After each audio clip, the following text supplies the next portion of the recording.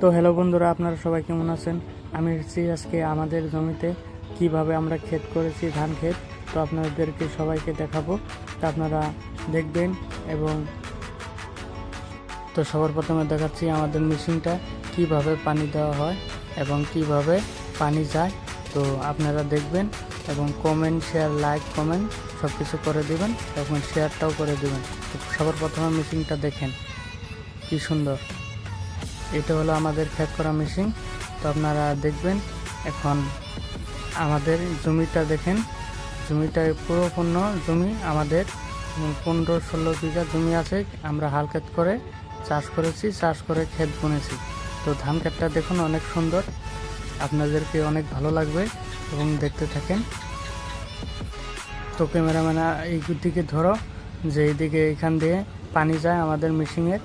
তো দেখেন কি সুন্দর করে মাটি দিয়ে ড্রেন করা হয়েছে। তো ক্ষেতটা দেখেন কি সুন্দর, দেখতে অনেক সুন্দর, আপনাদেরকে ভালো লাগবে, দেখতে থাকুন আপনারা।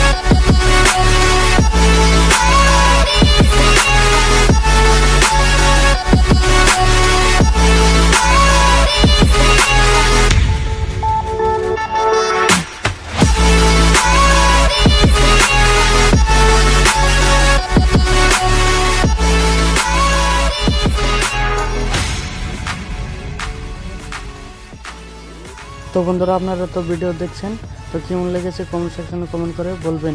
এবং নেক্সট ভিডিও আমি আনবো, অনেক ধামাকাদার হবে।